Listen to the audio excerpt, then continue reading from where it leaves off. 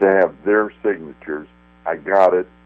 In the back of those books, you see how many people from national security advisors to secretaries of state, secretaries of commerce, presidential advisors would leave office and go to work for other governments, trying to undo the stuff that they did while they were supposedly serving the American people. Now, you mentioned, I think I heard you say this, but did you just mention General Flynn? No, well, General Flynn, he left office, and then he worked for the Turkish government, for a group that had provided money to this Turkish contractor, and he did not register as he was supposed to register with both the Army and with the U.S. Justice Department, the Foreign Agent Registration Act. He did not register. Now, after he left office and lawyered up, a month or so later, he went in and did a registration to cover his past activities. After the fact. But after the fact, what he is looking at that's a felony. What he is looking at is 10 years in prison. Now, why would he do this? Was it just for gain? Beyond me. Beyond me. I mean, this guy was really well respected in the intelligence community, really well liked, a really good player on military intelligence. He obviously knew the rules. Why he would do that astounds me. But sometimes, you see guys, they get into their 50s or early 60s, they throw away the caution that has helped make their career. That's right. I truly do not understand it, and it is truly sad. It's disgraceful and embarrassing, I think, to a large extent. And, I've talked about how things like that can embarrass a country, but alone his great service to our country, and I just think about James Comey, another person. It's beyond me when I start thinking about that. I know these are two different things, obviously, altogether, but it's, do they really think through this? Apparently, it doesn't seem like it. I don't think so. And the whole thing with Jared Kushner, now that he's being scrutinized by the FBI, which will lead into any foreign money that has come in. We know money has come in from China. Sure. And the odds are there'll be Russian oligarchs that have bought condos and real estate or put up financing. What I cannot imagine is that his lawyers did not warn him, you really need to be careful on this, particularly as somebody who's dealt with foreign money, particularly in an environment such as now exists in Washington, D.C. Especially the Russians at this time. Oh, the Russians are, I've written about the Japanese and the Chinese, and as tough and as good as they are amateurs compared to the Russians. The Russians are masters. I mean, time and time again, they've penetrated our CIA, our National Security Agency, the Defense Intelligence Agency. They penetrated the FBI. They are, they have hundreds of years of being spy masters. They're great. They are good. They're pretty fantastic. They're dangerous. They're dangerous. Now, why doesn't Trump say more to the extent, or can he not say it because of what's going on with the investigation? You look at it and you say, what would the Russians do? I would think, I think about my study of the Japanese and Chinese. Basically, what they would go and try to seek is third and fourth level, fourth ring guys around the president. In this case, they were able to get Paul Manafort, who had worked with Putin allies in the Ukraine. They worked with Roger Stone, who had hooked up with WikiLeaks, which was distributing Russian information. Correct. They're getting close with that. Then they got the National Security Advisor in Flynn. The question is, did they actually get into Trump's businesses? You know, one of the things that his son has said, one of his sons has said, I think Eric said, is that they had millions and millions of dollars, tens of millions of dollars, hundreds of millions of dollars in investment by Russians.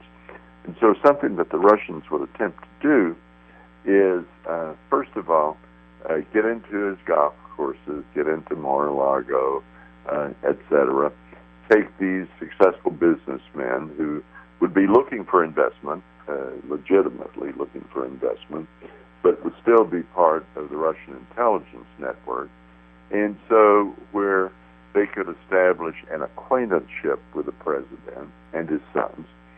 And, you know, it's the sort of stuff where they'd have a dinner together, or they'd have a bar together, and basically they could be saying, Putin really wants peace, and Putin really hates ISIS, and he'll work. In other words, it's a seduction. It's a political seduction.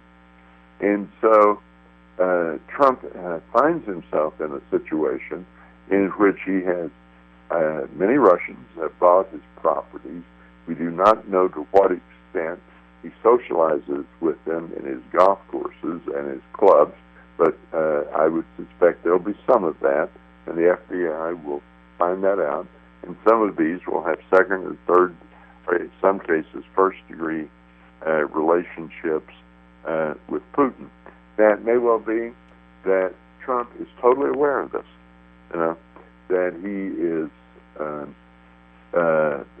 has done nothing overt, nothing. No, he was a businessman. Indirect. He was a businessman then. So what he did before he was president was just business, but and that's all it is. He did business all over the world. So it's not that he did, like you said, may just show that he didn't do anything wrong, but they just want to see what those relationships are and if there's anything beyond that right now. And I don't think that Russia really felt that Trump was going to really win this. It didn't look that way from so many different vantages, as you know. Keith, I think you're exactly right. What the Russians, their real goal was to discredit Hillary Clinton.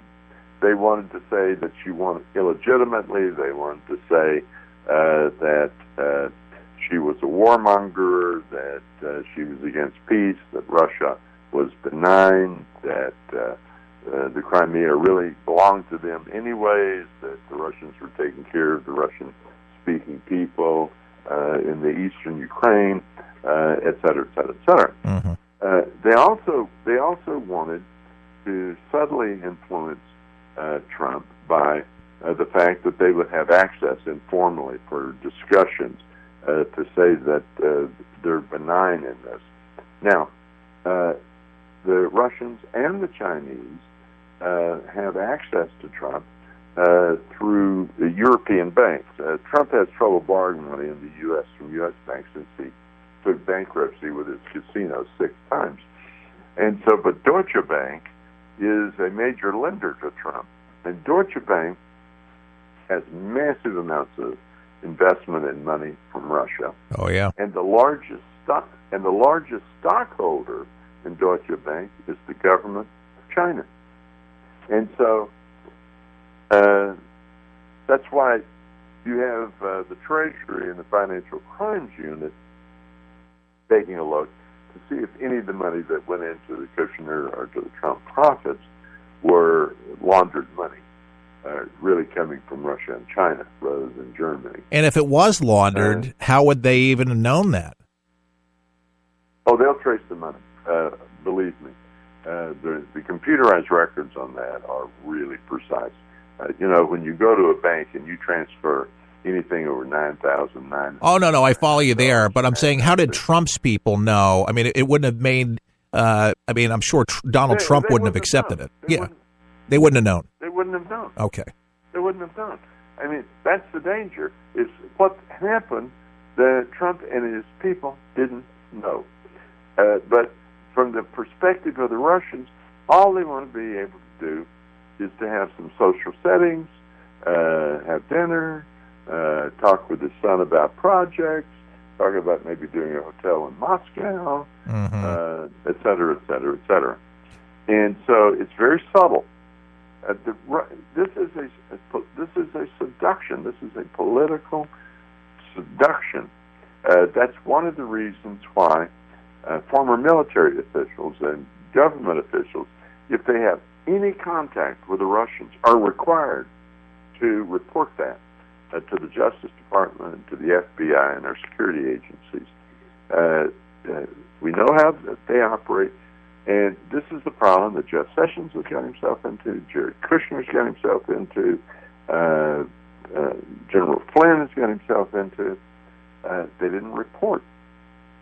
Yeah, I bet you that Vladimir was not very happy with the NATO meeting that took place yesterday in Brussels, because you know what that means for Russia, with more of these countries coming on board. Yeah.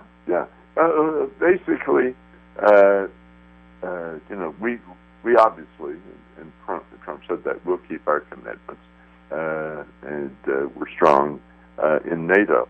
I think he's very right. It's very legitimate for us to say to all but, I think it's Poland and Britain, pay your 2%, meet your commitments. It's unfair for us to pay 75% of the cost of protecting Europe. At a minimum, Europe should be paying half.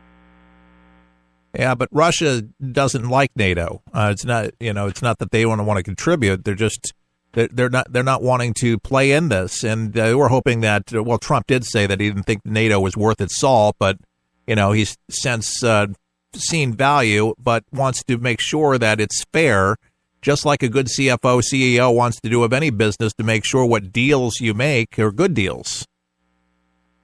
Well, let's go back in the succession of presidents to George H.W. Bush, to Bill Clinton, to George W. Bush, to Barack Obama. They should have been pressing the Europeans to pay their share. They didn't. They didn't. Trump is exactly right. It's unfair to American taxpayers to pay 75% of the cost of protecting Europeans. Yeah, it's very unfair, especially with all the trade deficits and the national debt spiraling out of control. And now, let me talk to you real quickly about taxes, because that's the big concern. Obviously, we're kind of looking at taxes. Do you think the Republicans are going to have a decent deal for the American people? I don't think they're going to be able to get to that. Quite literally, I think these investigations are going to keep Congress torn up. I think the House of Representatives was very foolish politically, and I think the president and his budget director were very foolish politically to put forth a health care plan that will throw off 23 to 24 million people from health care. Why would he do that? Because it's so contradictory to what he said when he was on the stump. Well, basically, this is Mulvaney, is director of OMB, and Paul Ryan. What they're saying is that what they want is, quote, they want to get savings. Savings, in this case, means less spending or for Medicaid, so that they can take that money and use it and repurpose it for tax breaks. Now, the Democrats are never going to do that. And basically, what is going to happen, if they're going to try to pay for it in this way, what they're going to wind up with is they're going to ravage the people who voted for Donald Trump. Donald Trump got a big part of his vote from people who are on Medicaid, that do use food stamps, who have families that need Medicaid to take care of elderly parents, et cetera. And he will lose those people.